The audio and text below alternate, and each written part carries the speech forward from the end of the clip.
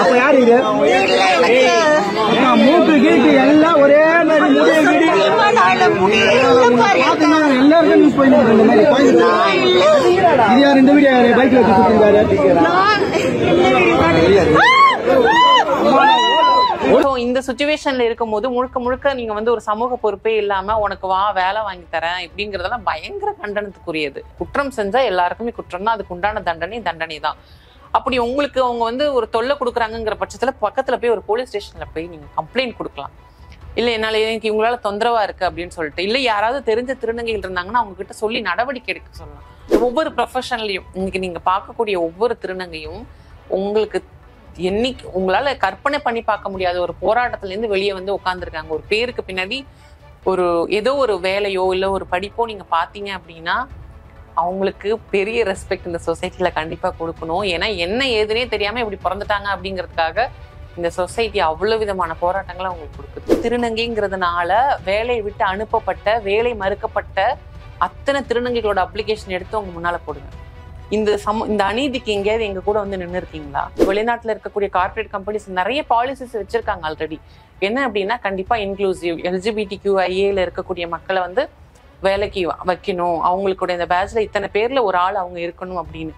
அப்படி இருக்கிற பட்சத்துல அது இன்னும் நம்ம தமிழ்நாடு அரசு சொல்லும் போது ஸ்ட்ராங்காக தான் நான் ஃபீல் பண்றேன். திருநர் மக்கள் தான் செக்ஸ் ஒர்க்கு போக வேண்டிய ஒரு வல்னரபிள் இருக்காங்க, பெக்கிங் போக வேண்டிய ஒரு வல்னரபிள் இருக்காங்க. எந்த ஒரு சுச்சுவேஷன்லையுமே அவங்களை எந்த இடத்துலையுமே சேர்க்க முடியாத ஒரு இடத்துல இருக்காங்க. ஒரு ஆண் ஆக்டர் பெண் ஆக்டர் பார்த்தீங்கன்னா அவ்வளோ காசு கொடுத்து நாடக கம்பெனியில் போய் ட்ரெயின் எடுக்கிறாங்க, வெளிநாட்டில் ட்ரைனிங் எடுக்கிறாங்க, படிக்கிறாங்க. அவங்களெல்லாம் பார்த்தீங்கன்னா ஈஸியாக பண்ண முடியும். நான் இவ்வளோ சமூக பிரச்சனைகளையும் கடந்து இங்கே வந்து அவங்க கூடயும் போட்டி போடுறது அப்படிங்கிறது வந்து ரொம்ப மலைப்பாக இருக்கும் நம்மளுக்கு யோசிக்கும் போதே.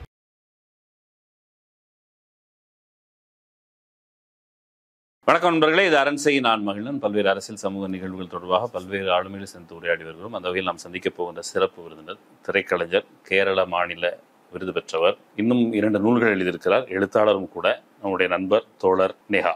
வணக்கம். வணக்கம். தமிழ்நாடு அரசு வந்து பட்ஜெட் தாக்கல் செஞ்சிருக்குது.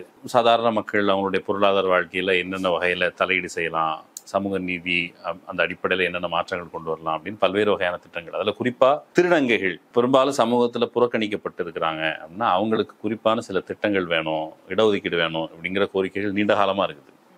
இந்த பட்ஜெட்ல வந்து திருநங்கைகள் உயர்கல்வி படிப்பதற்கு அவங்களுக்கு அவங்களுடைய முழு கல்வி செலவையும் வந்து அரசு ஏற்றுக்கொள்ளும் அப்படிங்கிற அந்த அறிவிப்பு, அதை கேட்ட மாத்திரத்துல உங்களுக்கு எப்படி இருந்தது? இந்த கேள்விக்கு வரதுக்கு முன்னாடி எனக்கு ஒரு வேண்டுகோள் இருக்கு தொடர். அது நம்ம அரண்சைல இருந்து ஆரம்பிக்கலாம் அப்படின்னு நினைக்கிறேன். நம்ம பேசக்கூடிய இனிமே எல்லா ஆங்கர் கிட்டையும் வந்து நான் ஒரு விஷயம் வந்து வேண்டுகோளா வைக்கணும், அதை அவங்க சொல்லணும் அப்படின்னு நினைக்கிறேன்.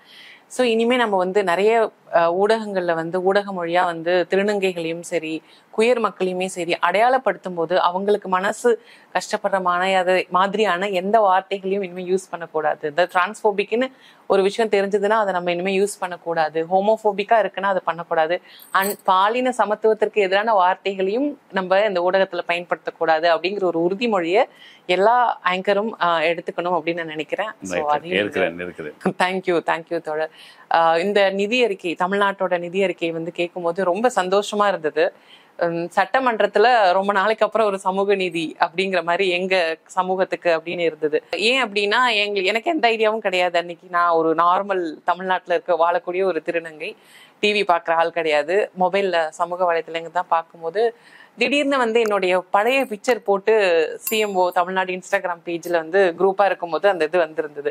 நம்ம பழைய பிக்சர் இருக்கே என்ன, ஆமா அந்த 5 திருநங்கைகள்ல நானும் ஒரு ஆளா நின்றுட்டு இருந்தேன். அப்போ ஒரு NGOல வேலை பார்த்துட்டு இருக்கும்போது என்ன நியூஸ் அப்படின்னு சொல்லி பார்க்கும்போது கல்லூரி அப்புறம் விடுதியோட செலவை வந்து திருநங்கைகளுக்கு மட்டும் கிடையாது தோழர், இது வந்து திருநம்பிகளும் இதுல அடக்கம், இன்டர்செக்ஸ் பீப்புளும் அடக்கம், மாற்றுப்பாலினத்தோர் எல்லாருக்குமே. சோ அப்போ வந்து 3ஆம் பாலினம் அப்படின்னு சொல்லிட்டு பாலின சமத்துவத்திற்கு எதிரான ஒரு வார்த்தையை தான் போட்டிருந்தாங்க. அதுல ஒரு சின்ன நறுடல் இருந்தது நம்ம எல்லாருக்குமே சொல்லிட்டு. ஏன்னா திருநங்கைகள் திருநம்பிகள்னு அழகா பேர் வச்சதே நம்மளுடைய தமிழ்நாடு அரசு தான்.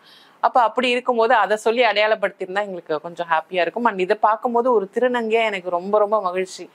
ஏன்னா அந்த விளிம்பு நிலையில இருக்க மக்கள் வந்து மேல வரணும் அப்படின்னா கல்விதான் எனக்கு தெரிஞ்சு பெரிய ஆயுதம். எல்லோருக்கும் யாரெல்லாம் ஒடுக்கப்பட்டிருக்கிறாங்களோ அவங்களுக்கு கல்விதான் மிக முக்கியமான. ஸோ வந்து அப்போ அதை பார்க்கும்போது ஒரு சின்ன வருத்தம், காலதாமதம் ஆயிருச்சோ இனிமே நம்மளால அதை பயன்படுத்த முடியும். கல்விக்கு வயசு இல்லை, இருந்தாலும் அந்த பீரியட்ல வந்ததுன்னா இன்னைக்கு என்கிட்ட ஒரு டிகிரி இருக்கும். என்ன மாதிரியான உயர்கல்வி இடைநிற்றல்னு சொல்றது, நிறைய திருநங்கைகள் பாதிக்கப்பட்டிருக்காங்க. ஃபுல்லா school drop out, college drop out தான் இருப்பாங்க.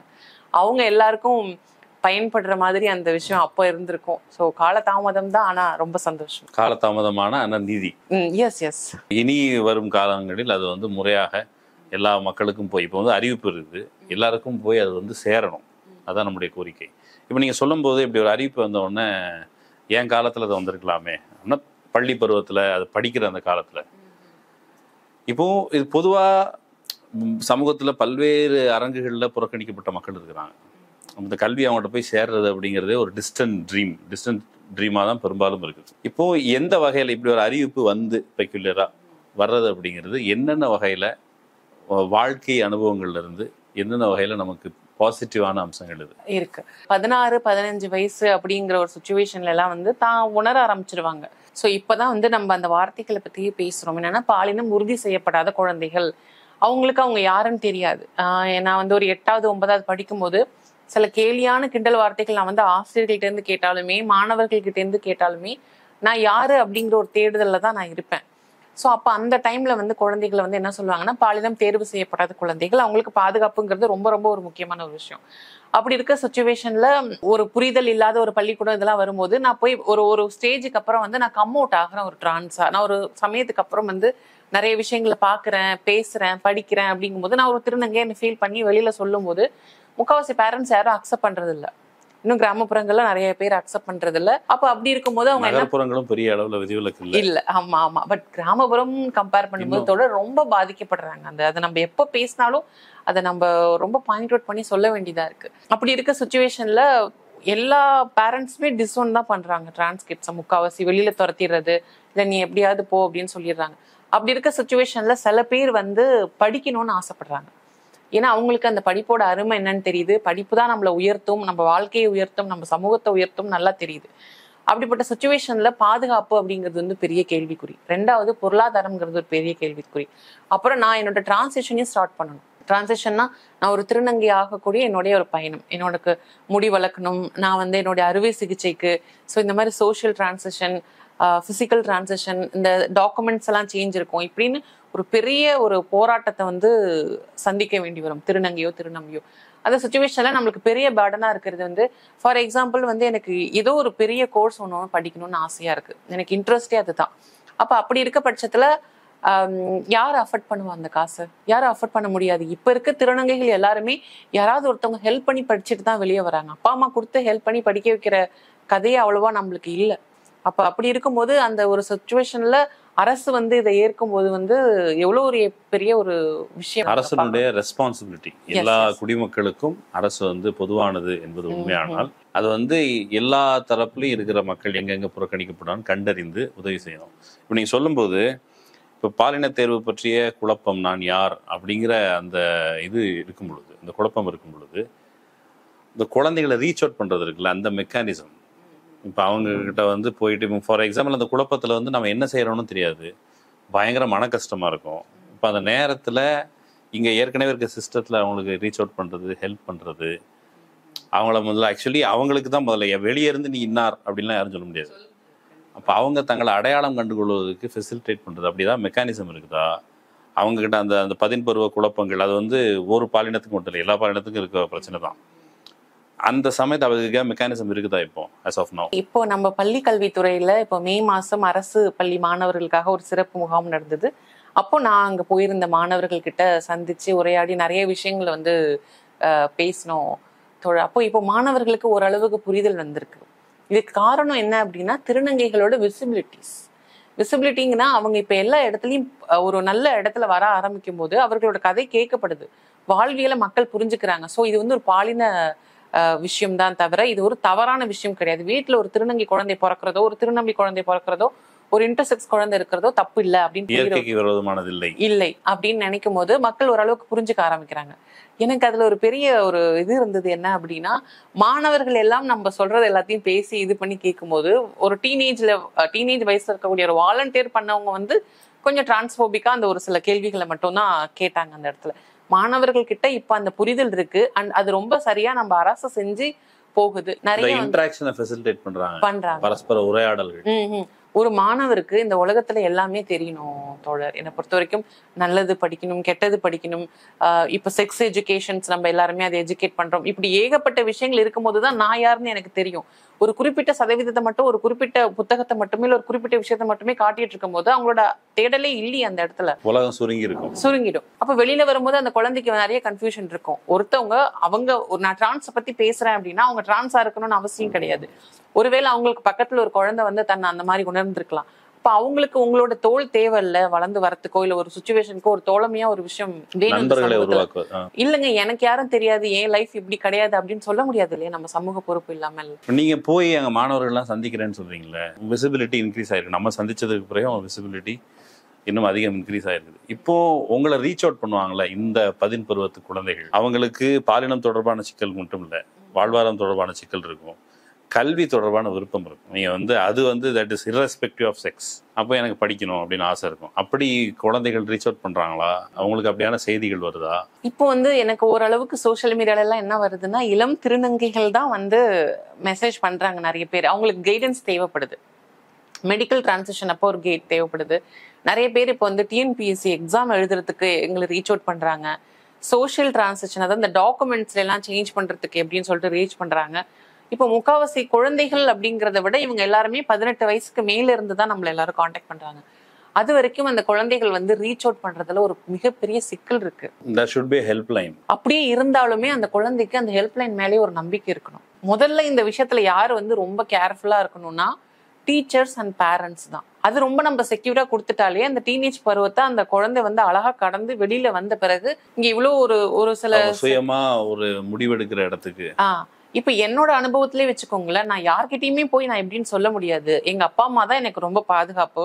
A to Z நான் எங்க அப்பா அம்மா கிட்டதான் நான் பேசியாகணும், கேட்டாகணும். அப்படி இருக்கிற பட்சத்துல நான் யாரு அப்படிங்கிற ஒரு தேடுதல் இருக்கும்போது நான் பக்கத்துல இருக்கிற மாணவர்கள் கிட்டையும் போய் சொல்ல முடியாது, ஆசிரியர்கிட்ட கண்டிப்பா சொல்ல முடியாது, பேரண்ட்ஸ் கிட்டையும் அப்படின்னு சொல்ல முடியாது. முதல்ல நம்மளுக்கு தேவை ஒரு சேஃப் எனேபிளிங் ஒரு என்விரான்மெண்ட் வேணும். ஒரு எனேபிளிங் என்விரான்மெண்ட்டை நம்ம கொடுக்கும்போது அந்த மாணவர், அந்த குழந்தை இல்ல ஒருவேளை திருநர் குழந்தையா இருக்கும் பட்சத்துல அவங்களே அதை தேடி வெளியில வந்துருவாங்க. உங்களுக்கு கல்வி இடைநிற்றல் அப்படிங்கிறது உங்களுக்கு நடந்தது. இப்ப அந்த கால அனுபவம் உங்களுக்கு நினைவில் இருக்கும். அங்க என்ன நடந்தது? ரொம்ப கஷ்டப்பட்டு தான் எங்க வீட்டுல என்ன இன்ஜினியரிங் சேர்த்து விட்டாங்க.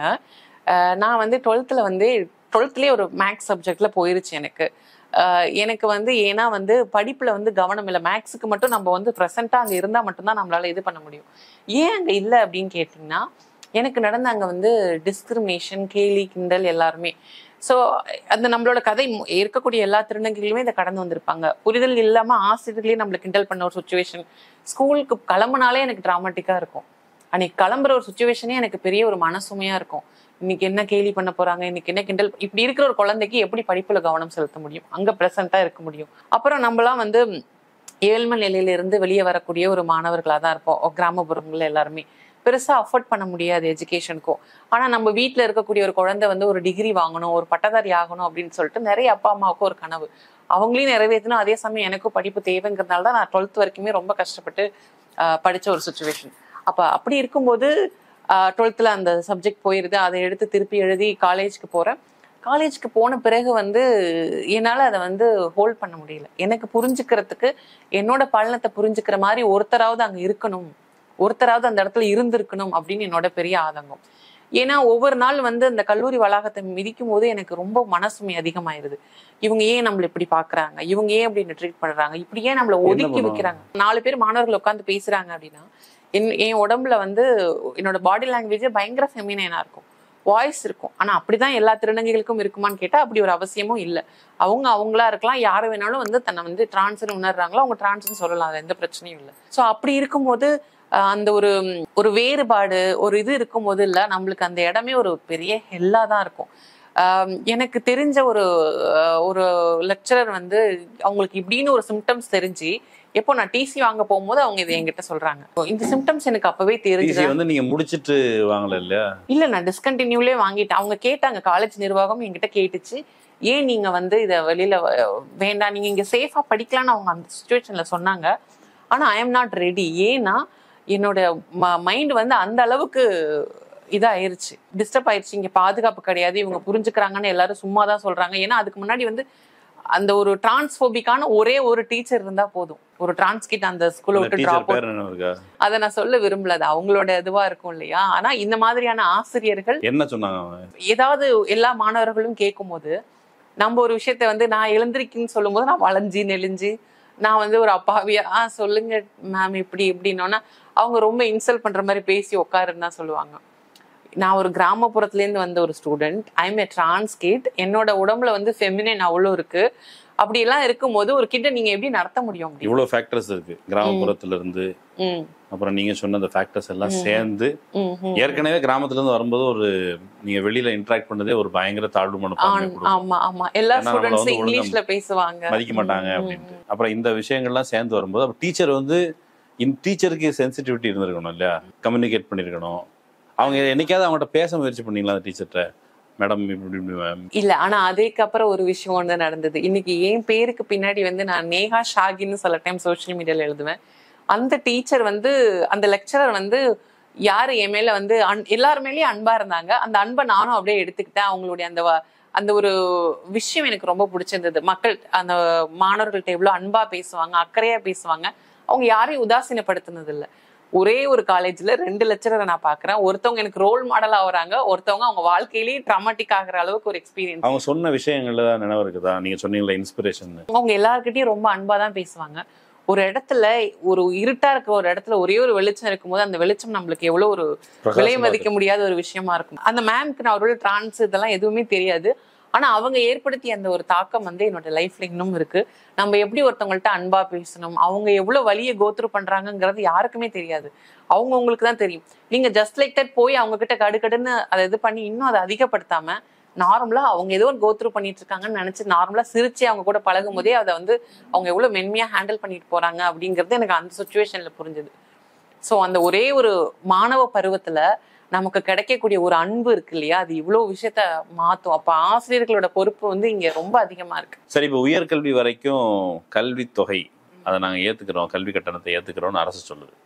இப்போ ஒருவேளை நீங்க அந்த கல்லூரியில படிச்சுக்கிட்டு இருந்த சமயத்துல இந்த உதவி வந்துருச்சுன்னா உங்களுக்கு எந்த வகையில இது ஃபெசிலிட்டேட்? நீங்க ஆக்சுவலி நெருக்கடியில மேற்கொண்டு இது ரொம்ப வந்து ஒரு அழுத்தத்தை உருவாக்குற ஒரு சூழல், இந்த சூழல்ல இந்த உதவித்தொகை எந்த வகையில உங்களுக்கு உதவியா இருந்திருக்கு? அந்த கல்லூரி வளாகத்துக்குள்ளே பயந்து நான் ஒரு குற்றவாளி மாதிரி போனோம். பக்கத்து கிளாஸ் ஸ்டூடெண்ட்டுக்கு தெரிகிற மாதிரி ஒரு எண்ணெய் வச்சு என்னை கிண்டல் பண்ணி இவனுங்க கூப்பிட்டுருவானுங்களோ, அந்த காலேஜ்க்கு தெரிஞ்சிருமோ, ஆல்ரெடி எவ்ரி ஒன் நான் நடந்து வரும்போதே எல்லாரும் என்ன நோட்டீஸ் பண்ணிட்டே தான் இருப்பாங்க.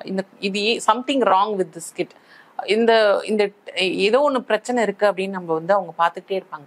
அப்படிப்பட்ட விஷயத்துல வந்து அப்போ வந்து திருநங்கைகளை பத்தின பேச்சோ, திருநங்கைகளை பத்தின கட்டுரையோ, புத்தகமோ இதுவோ ரொம்ப ரொம்ப கம்மி. திருநங்கைன்னு யாரும் சொல்ல மாட்டாங்க. அது என்ன வார்த்தை, ஒரு ஸ்லரான வார்த்தை யூஸ் பண்ணுவாங்கன்னு நம்ம எல்லாருக்குமே தெரியும். அப்ப அப்படிப்பட்ட ஒரு விஷயத்துல சட்டமன்றத்துல திருநங்கைகள் திருநம்பிகள்னு சொல்லும் போது கவர்மெண்ட் ஒரு அக்னாலஜ்மெண்ட் கொடுக்குற மாதிரி தானே ஒரு இது. நாளைக்கு பள்ளி நிர்வாகமோ, ஒரு கல்லூரி நிர்வாகமோ, ஒரு மாணவர்களோ, மாணவர்களோட பெற்றோர்களோ, ஆசிரியர்களோ, இவங்க எல்லாருக்கும் ஒரு சின்ன ஒரு பயமாவது இருக்கும். அவங்கள நம்ம ஒதுக்க கூடாது, அவங்களுக்கு எந்த விதமான அநீதியும் நம்மளால நேர்ந்துடக்கூடாது, சட்டமும் அரசும் கூட நிக்குது அப்படிங்கிற ஒரு இது வரும்போது எனக்கு பொருளாதாரம் ரெண்டாவது, முதல்ல அங்க என்னோட பாதுகாப்பு வந்து உறுதி செய்யப்படுது. அரசாங்கம் கூட நிக்குது அப்படிங்கிற தன்னம்பிக்கை. எஸ். அப்ப அப்படி இருக்கும்போது அங்க கேலி செய்யற மாணவர்கள், கிண்டல் செய்யற இன்னும் இருக்கதான் செய்யறாங்க. எல்லா இடத்துல போனாலும் நம்ம டிரான்ஸ்போபிக்க ஃபேஸ் பண்ணிட்டு தான் இருக்கோம். வெவ்வேறு வடிவங்கள் எடுக்குது. நான் பார்க்கும்போது இருந்த வடிவம் வேற, இப்ப அதோட வடிவம் வேற மாதிரி இருக்கு, நவீனமா இருக்கு, அவ்வளவுதான். சோ ஆனா அது இன்னும் முற்றிலுமாக இந்த சமூகத்தை விட்டு போகவே இல்லை. அப்படி இருக்க பட்சத்துல அட்லீஸ்ட் மனசுல மறைச்சிக்கிட்டாவது அவங்க வேலையை அவங்க பார்க்காம அமைதியா அந்த குழந்தையோட எதிர்காலத்துக்காக அதை படிக்க விடுவாங்க. அந்த ஒரு விடுதலை வந்து அங்க இருந்து ஸ்டார்ட் ஆகுது. கொஞ்ச நாளைக்கு முன்னாடி முதலமைச்சர் வந்து சட்டமன்றத்திலே பேசும் பொழுது என்ன அவங்களுடைய தந்தையா நினைச்சுக்கோங்க, நீங்க எல்லாரும் என்னுடைய குழந்தைகள் நல்லா படிக்கணும் அப்படின்னு சொல்லியிருந்தாரு. இப்போ இந்த மாதிரியான ஒரு அறிவிப்பு வந்திருக்கு. நீங்க முதல்வருக்கு ஏதாவது சொல்லணும்னா நீங்க என்ன சொல்றீங்க? இது என்ன சொல்றது, ஒரு நிகழ்ச்சியா இருக்கு. ஒரு தந்தையா அவர் சொல்லும் போது, ஒரு தந்தையா இருந்து நிறைய பேர் குழந்தைகளுக்கு தங்களோட கடமைகளை செய்யறது இல்லை. அப்படிப்பட்ட பட்சத்துல நம்மளுடைய தமிழ்நாட்டு முதலமைச்சர் வந்து அதை நான் தந்தையா இருந்து உங்களுக்கு அந்த கல்வியை கொடுப்பேன் அப்படின்னு நினைக்கும் போது ரொம்ப சந்தோஷமா இருக்கு. அதே சமயம் என்ன மாதிரி நிறைய குழந்தைகள் வந்து பல அநீதிகளால, போராட்டங்களால படிக்க முடியாம போய் இன்னைக்கு ரொம்ப தத்தளிச்சு நிறைய பேர் நிறைய விஷயங்களுக்காக இங்க வந்து நின்றுட்டு இருக்காங்க. முக்கியமா இப்ப நம்ம திருநூர் சமுதாயத்திலுமே இல்ல, கிடைமட்ட ஒதுக்கீடுங்கிறது எங்களோட நீண்ட நாள் கோரிக்கையா இருக்கு. அதை வந்து கொஞ்சம் ஆவணம் பண்ணாங்க அப்படின்னா அது ரொம்ப நல்லா இருக்கும். அந்த போராட்டம் இன்னைக்கு இல்ல, ரொம்ப நாளாவே இடஒதுக்கீடு கேட்டுட்டு இருக்கோம்.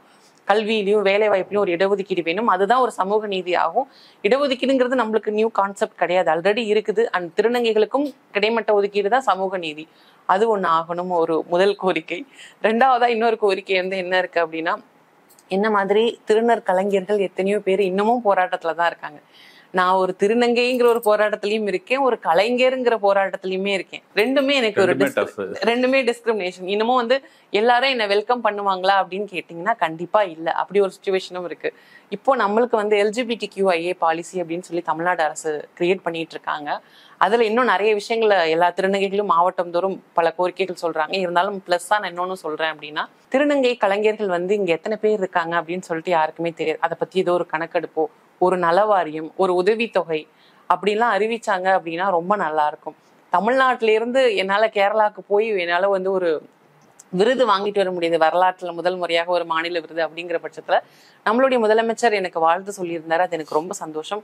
ஆனா அதை தாண்டி ஒரு அங்கீகாரம் நம்மளுக்கு வேணும். ஒரு கலைஞரா நான் இருங்க பட்சத்துல தமிழ்நாடு எனக்கு ஒரு அங்கீகாரம் கொடுத்தாதான் அதோட எனக்கு எப்பவுமே முழுமை பெறும் அப்படிங்கிற ஒரு ஆதங்கம் இருக்குது. நீங்க சொன்னீங்களா இடஒதுக்கீடு அப்படிங்கும்போது, இடஒதுக்கீடு நேரடியா அறிவிக்கப்படலை, அது வர வேண்டும், அது மாற்று கருத்தில். ஆனா இப்போ வந்து பணியிடங்களில் மாற்றுப்பாலினத்தவர்கள், திருநங்கைகள், பெண்கள் இப்படி ஒரு பெரிய பட்டியல் சொல்லியிருக்காங்க. இவங்களை வந்து நீங்க வேலைக்கு சேர்த்துக்கிட்டீங்கன்னு சொன்னா ஊதியத்துல ஒரு பகுதியை அரசாங்கம் ஏற்கும் அப்படிங்கிற இந்த அறிவிப்பு எந்த வகையில அது முக்கியத்துவம் வாய்ந்தது? இது வந்து ஆல்ரெடி நம்மளுக்கு வந்து இன்க்ளூசிவ் பேட்ச் அப்படின்னு சொல்லிட்டு சில கார்பரேட்ஸ்ல இயங்கிட்டு இருக்கக்கூடிய ஒரு விஷயம் தான். வேலை இல்லாதப்ப நானும் ஒரு 6 மாசம் கார்பரேட்ல வந்து ஒர்க் பண்ணியிருக்கேன். அந்த இன்க்ளூசிவ் பேட்ச் அப்படிங்கிறது ரொம்ப அருமையான பேட்சா எனக்கு இருந்தது. அங்க ஒர்க் பண்ணும்போது எப்படி ஃபீல் ஆச்சுன்னா, எல்லாரும் நல்லா மதிப்பாங்க, யாரும் வந்து நான் ஒரு திருநங்கை அப்படின்னு சொல்லிட்டு என்ன ஒடுக்க மாட்டாங்க அந்த வேலை பார்க்குற இடத்துல. ஆனாலும் பிரச்சனைகள் இருக்கு, அது இல்லாம இல்ல. அப்படிப்பட்ட ஒரு சுச்சுவேஷன்ல வந்து இப்ப அரசே அதை சொல்லும் போது அதோட இது வந்து இன்னும் வந்து ஸ்ட்ராங் ஆகுது. ஒரு டிரான்ஸ் ரைட்ஸ் அப்படிங்கிறது வந்து இன்னும் அந்த இடத்துல வந்து ஒரு ஸ்ட்ராங் ஆகிற ஒரு சுச்சுவேஷனா இருக்கும். அண்ட் வரவேற்கப்பட வேண்டிய ஒரு விஷயமா இருக்கு. இன்னும் வந்து நிறைய பேர் வந்து அப்படி இருக்க பட்சத்துல வேலைக்கு அமர்த்துவாங்க. நிறைய கம்பெனிஸ் இப்ப வெளிநாட்டுல இருக்கக்கூடிய கார்பரேட் கம்பெனிஸ் நிறைய பாலிசிஸ் வச்சிருக்காங்க ஆல்ரெடி. என்ன அப்படின்னா, கண்டிப்பா இன்க்ளூசிவ் LGBTQIA இருக்கக்கூடிய மக்களை வந்து வேலைக்கு வைக்கணும், அவங்களுடைய இந்த பேட்ச்ல இத்தனை பேர்ல ஒரு ஆள் அவங்க இருக்கணும் அப்படின்னு. அப்படி இருக்கிற பட்சத்துல அது இன்னும் நம்ம தமிழ்நாடு அரசு சொல்லும் போது ஸ்ட்ராங்காக தான் நான் ஃபீல் பண்றேன். சமீபத்துல ஒரு இந்த யூடியூப் சேனல்ல வர்ற ஒரு ஆங்கர், அவங்க வந்து தெருவில் நின்று இவங்க எல்லாரும் என்ன ஹராஸ் பண்றாங்க, நீங்க வேலைக்கு போக வேண்டியதானே, நான் உனக்கு வேலை வாங்கி கொடுக்குறேன். இது வந்து அவங்க மட்டும் இல்லை, பலரும் கூட இப்போ திருநங்கைகள் யாராவது வந்து கையேந்துறாங்கன்னு சொன்னா உடனே வந்து நீ வேலைக்கு போக வேண்டியதானே, உழைக்க வேண்டியதானே, நீ உழைக்கிறதுக்கு போ, நான் உட்பட நானும் சொல்லியிருக்கிறேன். ஆனால் அதுக்கான காரணங்கள் சொன்னோமா எனக்கு புரிஞ்சிருக்குது. பட் ஆனால் இப்படி சொல்றது இருக்குல்ல, இப்படி சொல்றதுக்கும் இவங்கள வேலைக்கு சேர்த்துக்கிட்டா நாங்கள் வந்து உங்களுக்கு வந்து அதில் ஒரு குறிப்பிட்ட பகுதியை நாங்கள் கொடுப்போம்னு சொல்றதுக்குமான வேறுபாடு என்ன? ஒரு சமுதாயத்தில் ஒரு திருநங்கை வந்து கையை தட்டி காசு கேட்குற ஒரு சுச்சுவேஷன்ல இருக்காங்க அப்படின்னா அவங்களோட வலி, வேதனை, போராட்டத்தை அந்த மக்கள் புரிஞ்சுக்கணும். நான் உனக்கு வேலை தரேன் அப்படின்னு சொன்னீங்கன்னா, நான் இங்க ஏற்கனவே திருநங்கைங்கிறதுனால வேலையை விட்டு அனுப்பப்பட்ட, வேலை மறுக்கப்பட்ட அத்தனை திருநங்கைகளோட அப்ளிகேஷன் எடுத்து அவங்க முன்னால போடுவேன். இந்த அநீதிக்கு எங்கேயாவது எங்க கூட வந்து நின்று இருக்கீங்களா? இல்ல. அப்ப எப்படி இந்த ஒரு விஷயத்த மட்டும் நீங்க ஒரு சமூக மாற்றத்தை உடனே எதிர்பார்க்க முடியும்? இன்ஸ்டன்டா நூடுல்ஸா இந்த சமூக நீதி உடனே வந்து நான் சொன்ன உடனே உங்களை கூட்டிட்டு போய் வேலை வாங்க, இந்த மாதிரி இல்ல. நான் சொன்னேன் இல்லையா, நான் அவ்வளவு பாதிக்கப்பட்டிருக்கேன். என்ன மாதிரி ஏகப்பட்ட திருநங்கைகளும் திருநம்பிகளோட கதையை நம்ம பேசுறதே கிடையாது. அவங்க அவ்வளவு ஒரு வழிய வந்து கோத்ரூ பண்ணிட்டு இருக்காங்க. அவங்க கிட்ட அத்தனை விதமான போராட்ட கதைகள் இருக்கு. அவங்கள வந்து எந்த டைமுமே நம்ம சேர்க்கறது இல்லை. இப்பவும் கூட அறிவிக்கப்பட்டது எல்லாருக்கும் ஒரு ஸ்கீம், ஆனா எல்லா போட்டோலையும் திருநங்கைகள் மட்டும்தான் இடம் பெற்றிருந்தாங்க. அப்போ வந்து மாரிய பாலினத்தவர் அப்படின்னு நம்ம சொல்லும் போது, டிரான்ஸ்ஜெண்டர் அப்படின்னு சொல்லும் போது அதுல எல்லாருமே இன்க்ளூடட் தான்.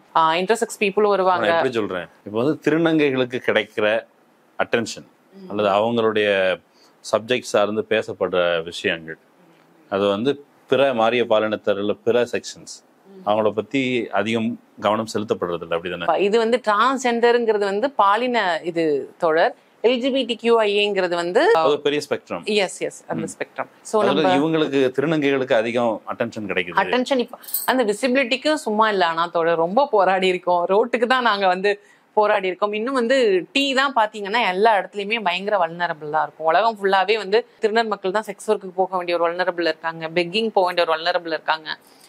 எந்த ஒரு சுச்சுவேஷன்லயுமே அவங்களை எந்த இடத்துலயுமே சேர்க்க முடியாத ஒரு இடத்துல இருக்காங்க. அப்படிப்பட்ட ஒரு வல்னரபிள கோத்ரூ பண்ணக்கூடியதும் டிரான்ஸ் உமன் மக்கள் தான். ஸோ இந்த சுச்சுவேஷன்ல இருக்கும்போது முழுக்க முழுக்க நீங்க வந்து ஒரு சமூக பொறுப்பே இல்லாம உனக்கு வா வேலை வாங்கி தரேன் இப்படிங்கிறதெல்லாம் பயங்கர கண்டனத்துக்குரியது. முதல்ல வந்து ஒரு நடிகையும் திருநங்கை நடிகையுமே இங்க சமமே கிடையாது. அப்படி இந்த இண்டஸ்ட்ரி யாரும் பாக்குறதே கிடையாது. உங்களுக்கு உங்க வாழ்க்கையில அப்படி ஒரு மாற்றம் ஏற்படுத்தணும்னா பல திருநங்கை நடிகைகள் ரொம்ப அழகா அருமையா நடிக்கக்கூடியவங்க இருக்காங்க. அவங்கள கூட்டிட்டு போயிட்டு ஒரு வேலை வாங்கி தரலாம். நான் இதே மாதிரி ஒரு ப்ரிவிலேஜா எடுத்துட்டு போயிட்டு இந்த சமூகத்துல அத்தனை ஆண் வறுமையில இருக்கிறவங்க இருக்காங்க, பெண் வறுமையில இருக்கிறவங்க இருக்காங்க, அவங்க எல்லாரையும் கூட்டிட்டு போயிட்டு நான் இந்த மாதிரி கேட்டா நீங்க இந்த சமூகம் எப்படி என்ன ரியாக்ட் பண்ணும்? உனக்கு அவ்வளவு ஒரு திமிரான்னு என்னை பார்த்து கேட்காது. அப்ப நான் அதே கேள்வியை திருப்பி இந்த சமூகத்தை பார்த்து கேட்க மாட்டேன். இன்னொரு விஷயமா ஆடான்னு சொல்லணும்னா, இந்த சமூகத்துல யாரு வந்து புத்தரா இருக்காங்க? புத்தரா எனக்கு தெரியல. அதாவது ஆசையே இல்ல எனக்கு போராட்டமே இல்ல. இந்த புத்தன் இயேசு காந்தின்னு சொல்லுவாங்க இல்லையா, அதாவது இந்த நல்லவர்கள் பட்டியல அப்படி சொல்லுவாங்க இல்லையா. புத்தனும் இருந்ததில்லைன்னா நான் படிச்சிருக்கேன். சரி, ஓகே, அந்த மாதிரிதான். சோ அப்படி இருக்கிற ஒரு சுச்சுவேஷன்ல வந்து யாருமே இப்ப அப்படி இல்ல. அவங்கவுங்க போராட்டத்துக்கு ஒரு நியாயம் வச்சிருக்காங்க, வேற வழி இல்லாம. அந்த சுச்சுவேஷன்ல எல்லாம் இருக்கும்போது ஒவ்வொருத்தவங்களோட கதையை தெரியாம, ஒவ்வொருத்தவங்களோட வழியே தெரியாம, ஆண்கள்ல எவ்வளவோ குற்றவாளிகள் இருக்காங்க, பெண்கள்ல எவ்வளவோ குற்றவாளிகள் இருக்காங்க. ஆனா ஒரு திருநங்கை வந்து அதை பண்ணும்போது அது ஏன் ரொம்ப உலகமாக ஒரு தெரியாத, இது வரைக்கும் பண்ணாத ஒரு விஷயமா இருக்கு அப்படிங்கிறது தெரியல. அண்ட் இதை ஹேண்டில் பண்ணும்போது அவங்க ரொம்ப ரொம்ப சென்சிட்டிவா தான் ஹேண்டில் பண்ணியிருக்கணும் அந்த சுச்சுவேஷன்ல. இப்போ வரைக்குமே இந்த திருநங்கை சமுதாயத்துல யாரும் எந்த குற்றத்துக்கும் ஓகேவே சொல்ல மாட்டாங்க தோழர். குற்றம் செஞ்சா எல்லாருக்குமே குற்றம் தான், அதுக்கு உண்டான தண்டனை தான். அப்படி உங்களுக்கு அவங்க வந்து ஒரு தொல்லை கொடுக்குறாங்கிற பட்சத்துல பக்கத்துல போய் ஒரு போலீஸ் ஸ்டேஷன்ல போய் நீங்க கம்ப்ளைண்ட் கொடுக்கலாம். இல்ல என்னால எனக்கு இவங்களால தொந்தரவா இருக்கு அப்படின்னு சொல்லிட்டு, இல்ல யாராவது தெரிஞ்ச திருநங்கைகள் இருந்தாங்கன்னா அவங்க கிட்ட சொல்லி நடவடிக்கை எடுக்க சொல்லலாம். அதை விட்டுட்டு இவங்க அப்படியே சொல்றது என்னன்னா, அந்த கமாண்ட் கீழே பாத்தீங்கன்னா ஏற்கனவே திருநங்கைகள் மேல வெறுப்புல இருக்கக்கூடிய நபர்களை இன்னும் அவங்க தூண்டுறாங்க, அந்த வெறுப்பை தூண்டுறாங்க. அப்படிப்பட்ட இருக்கிற சுச்சுவேஷன்ல அவங்களோட வெறுப்பையும் நாங்க பார்க்கும்போது ஒரு சில காமெடி நடிகர்கள் கூட அதுக்கு கீழே கமெண்ட் பண்ணியிருந்தாங்க. அப்ப அதை பார்க்கும்போது எனக்கு அவங்க கூட ஒரு நட்பு ஏற்படுமா, இல்ல எனக்கு அவங்க மேல ஒரு நம்பிக்கை ஏற்படுமா ஒரு திருநங்கையா கேட்டீங்கன்னா கண்டிப்பா இல்ல. சோ இது வந்து கம்ப்ளீட்லி ஒரு ராங்கான ஒரு விஷயமா தான் பாக்குறேன். பட் இது இப்போ அரசாங்கம் வந்து சொல்லுது நீங்க வேலை கொடுங்க, நாங்க வந்து ஊதியம் கொடுக்குறோம்னு சொல்லல, இதையும் அதையும் சமன்படுத்த முடியாதான்னு கேட்குறேன். இது அப்படி இல்லையா? இது ரெண்டும் ஒன்னா புரிஞ்சுக்கிறது வந்து எப்படின்னு எனக்கு தெரியல. அரசுக்கு நிறைய கடமைகள் இருக்கு, ரெஸ்பான்சிபிலிட்டி இருக்கு.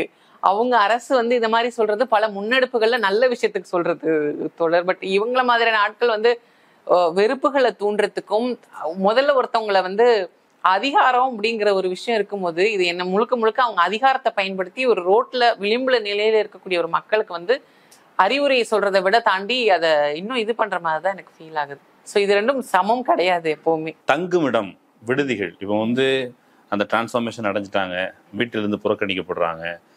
சில நேரம் நகரத்தை பெரும்பாலானவர்கள் எப்படி ஏதாவது பிரச்சனைன்னு சொன்னால் நகரத்தை நோக்கி வராங்களோ அதே போல தான் இவங்களும் நகரத்தை நோக்கி, ஏன்னா அங்கே தான் வந்து பிழைப்பதற்கான வழிங்கிறது கொஞ்சம் ஒப்பீட்டளவில் பெட்டர் அப்படிங்கிற முறையில் அங்கே வர்றாங்க.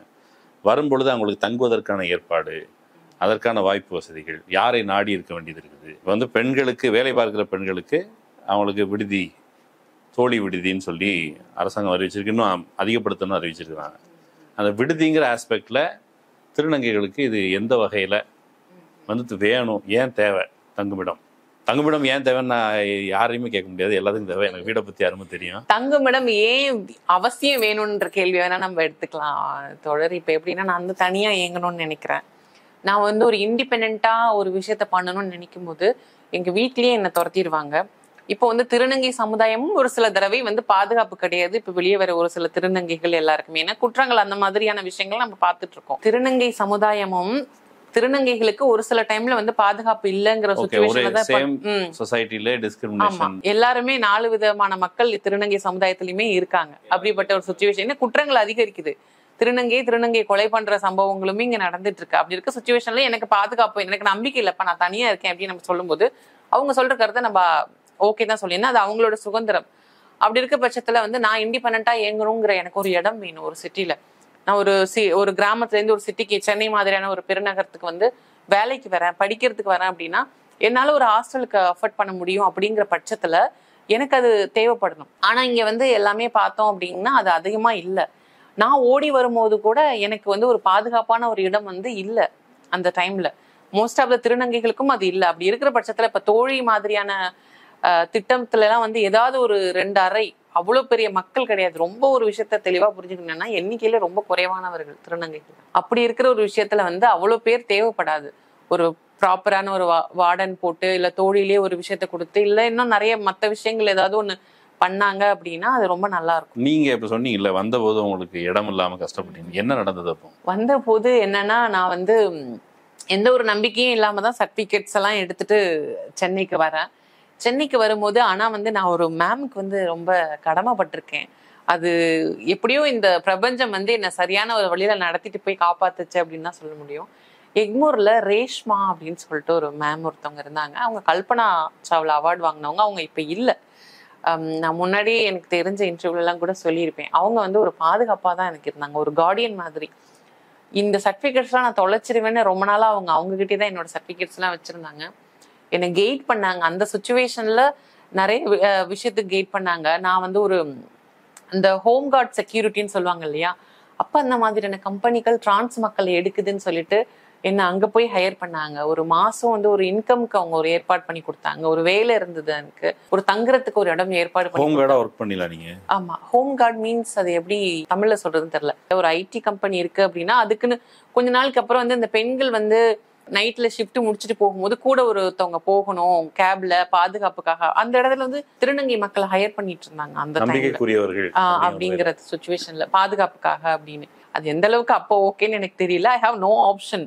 ஏதோ ஒரு வேலை கிடைக்குது, எனக்கு ஏதோ ஒரு சம்பளம் கிடைக்குது அப்படிங்கிற பட்சத்துல நம்ம அந்த ஒர்க்கை பண்ணோம்.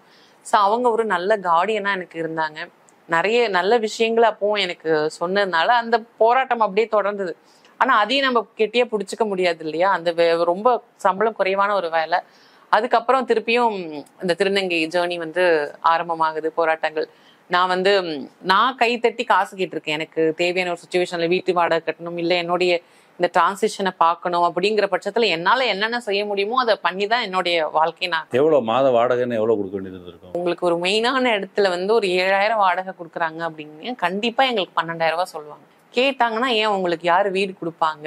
கை நீட்டி நம்ம கேட்கறது அப்படிங்கிறதுல ஒரு மாத வாடகைக்கு அதுல செலுத்த வேண்டிய உழைப்பு காலம் எவ்வளவு காலம் எடுக்கும்? அது எவ்வளவு காலம் எடுத்துச்சு உங்களுக்கு? நாங்க மட்டும் சில நேரத்துல தனியா இருக்க முடியாது தோழர். அப்ப நாங்க என்ன பண்ணுவோம்னா, எங்களை மாதிரியே ஒரு சில டைம் நம்மள மாதிரியே சேம் தாட்ஸ் உள்ளவங்களோட இருக்க வேண்டிய சுச்சுவேஷன் வரும். அப்ப இருக்கும்போது நம்ம எல்லாரும் ஒன்னா ஷேர் பண்ணிக்கலாம், நீ இந்த டைம் இப்படி ஷேர் பண்ணிக்கோ அப்படின்னு சொல்லிட்டு எல்லாருமே ஒரே இடத்துல வந்து இருக்கிறது. ஆனா ஒரு மாத வாடகைக்கு நீங்க அலையணும்ல, கையில காசு இல்ல, அதுக்கு எவ்வளவு காலம் எடுக்கும்னு கேக்குறாரு. நம்மளோட உழைப்பை பொறுத்துதான். அதுவும் ஒரு விஷயம் ரொம்ப ஈஸி கிடையாது. ஒரு கையில எவ்வளவு ஒரே நாள்ல கண்டிப்பா நம்ம சேர்க்க முடியாது. ஒரு வாரத்துலயும் கண்டிப்பா சேர்க்க முடியாது. அந்த ப்ராசஸே டயரிங்கா இருந்திருக்கும்ல. ஆப்வியஸ்லி இங்க மோஸ்ட் ஆஃப் த பீப்புள் வந்து அதுலயே அவங்களோட இதை இழந்துடுறாங்க, லாஸ் பண்ணிடுறாங்க லைஃப் நிறைய இடத்துல. அப்புறம் எங்க இந்த சமூகத்துல நான் அதுல இருந்து வெளியே வந்து எனக்குன்னு ஒரு பேரை ஏர்ன் பண்ணிட்டு இங்க இருக்கக்கூடிய போட்டி. ஆல்ரெடி நீங்க ஒரு ஆண் ஆக்டர் பெண் ஆக்டர் பாத்தீங்கன்னா அவ்வளவு காசு கொடுத்து நாடக கம்பெனில போய் ட்ரெயின் எடுக்கிறாங்க, வெளிநாட்டுல ட்ரைனிங் எடுக்கிறாங்க, படிக்கிறாங்க. அவங்களெல்லாம் பாத்தீங்கன்னா ஈஸியா பண்ண முடியும். நான் இவ்வளவு சமூக பிரச்சனைகளையும் கடந்து இங்க வந்து அவங்க கூடயும் போட்டி போடுறது அப்படிங்கிறது வந்து ரொம்ப மலைப்பா இருக்கும் நம்மளுக்கு யோசிக்கும் போதே. மோஸ்ட் ஆஃப் த திருநங்கைகளுக்குமே இதை ஒவ்வொரு ப்ரொஃபஷன்லயும் இன்னைக்கு நீங்க பார்க்கக்கூடிய ஒவ்வொரு திருநங்கையும் உங்களுக்கு என்னைக்கு உங்களால கற்பனை பண்ணி பார்க்க முடியாத ஒரு போராட்டத்துல இருந்து வெளியே வந்து உட்காந்துருக்காங்க. ஒரு பேருக்கு பின்னாடி ஒரு ஏதோ ஒரு வேலையோ இல்லை ஒரு படிப்போ நீங்க பாத்தீங்க அப்படின்னா அவங்களுக்கு பெரிய ரெஸ்பெக்ட் இந்த சொசைட்டில கண்டிப்பா கொடுக்கணும். ஏன்னா என்ன ஏதுனே தெரியாம இப்படி பிறந்துட்டாங்க அப்படிங்கிறதுக்காக இந்த சொசைட்டி அவ்வளவு விதமான போராட்டங்களை அவங்களுக்கு கொடுக்குது. நீண்ட ஸ்ட்ரகிள். இவங்க ஸ்ட்ரகிள்ஸை வந்து நான் கொஞ்சம் கொஞ்சமா எப்போது எனக்கு வாய்ப்பு கிடைக்குது அப்போதான் கேட்க முடியுது. இப்போ இந்த பாதிக்கப்பட்ட ஏற்கனவே இந்த பாதையை கடந்து வந்தவர்கள், அவங்க உங்க நண்பர்கள்ட்ட தோழர்கள்ட்ட தோழியர்கள்ட்ட நீங்க பேசிருப்பீங்க, அவங்க இது குறித்து என்ன சொன்னாங்க?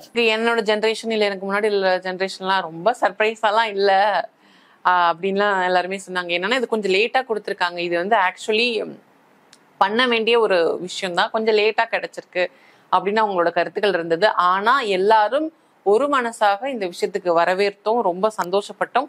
அண்ட் அது கூட சேர்த்துமே இடஒதுக்கீடு வேணும், கிடைமட்ட ஒதுக்கீடு திருநர் மக்களுக்கு வேணும் அப்படிங்கிற கோரிக்கை எல்லாரோட வாயிலிருந்து வந்துருச்சு.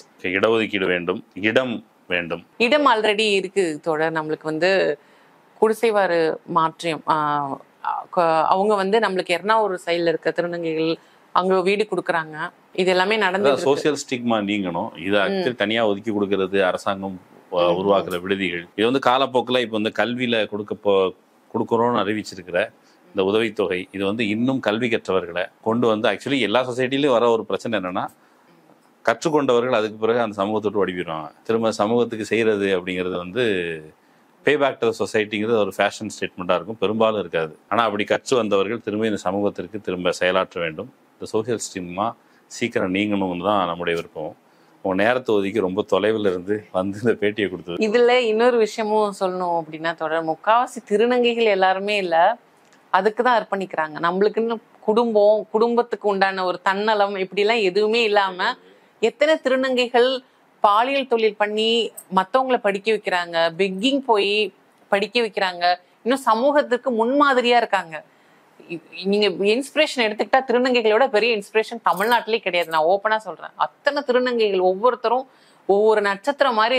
இப்போ நம்ம எடுக்கும் போது இல்ல, நிறைய விஷயங்களை கொடுத்ததே தமிழ்நாடு தான். திருநங்கைகளை முன்னாடி எடுத்துட்டு வந்தது. முதல் எஸ்ஐயா இருக்கட்டும், அந்த குரூப் தேர்வு எக்ஸாம் எழுதி ஜெயிச்சவங்களா இருக்கட்டும், வக்கீலா இருக்கட்டும், டாக்டரா இருக்கட்டும், இப்படின்னு சொல்லிட்டு ஏகப்பட்ட விஷயங்கள் நம்ம தமிழ்நாட்டுல இருந்து பல வரலாறுகள் நடந்திருக்கு. அவ்வளவு பெரிய இன்ஸ்பிரேஷன் எல்லாமே இருக்காங்க. அதுதான் so they are giving back to the society அப்படிங்கிறது தான். எனக்கு ஒரே ஒரு கேள்வி திடீர்னு நினைவு வந்தது. உங்ககிட்ட ஒரு வேலை நிறைய காசு வந்துருச்சு, நீங்க என்ன பண்ணீங்க? நிறைய காசுன்னா முதல்ல இன்கம் டேக்ஸ் கட்டணும். நீங்க இப்பதானே சொன்னீங்க தொடர், நம்ம வந்து சமூகத்துக்கு கொஞ்சம் முன்மாதிரியா இருக்கணும்னு முதல்ல டாக்ஸ் கட்டிட்டு நல்லது அதுக்கப்புறம் வந்து ஏழ்மை நிலையில இருக்கக்கூடிய மக்களுக்கும் சரி, திருநர் மக்களுக்குமே சரி. நான் இப்பவும் கூட பாருங்க, முதல்ல எனக்கு திருநர் மக்கள்னு வாயில வரல. எல்லாரும் மக்களுக்கும் வறுமை இல்ல, இந்த உலகத்துல இருந்து எலிமினேட் பண்ண வேண்டிய ஒரு விஷயம் வந்து வறுமை. நிறைய ஆசை கனவுகள் எல்லாம் இல்லாம போகுது. அவங்களுக்கு எல்லாம் ஏதாவது ஒண்ணு பண்ண முடியுமான்னு பார்க்க போறேன். எனக்குன்னு நான் வந்து சொத்து சேர்க்க முடியாதுல்ல தொடர். எனக்கு அப்புறம் யாருமே கிடையாது. இந்த இயற்கை, இந்த பிரபஞ்சம், இவங்க எல்லாருமே தான் நம்ம குடும்பமா எல்லா திருநங்கைகளும் வாழ்றாங்க. ரைட் தக் லைஃப் பண்ணிட்டீங்க. இன்னொரு வாய்ப்புல சந்திப்போம். நேரம் ஒதுக்கி வந்ததுக்கு ரொம்ப ரொம்ப நன்றி. நண்பர்களே, இன்னொரு வாய்ப்பில் சந்திக்கலாம். நன்றி.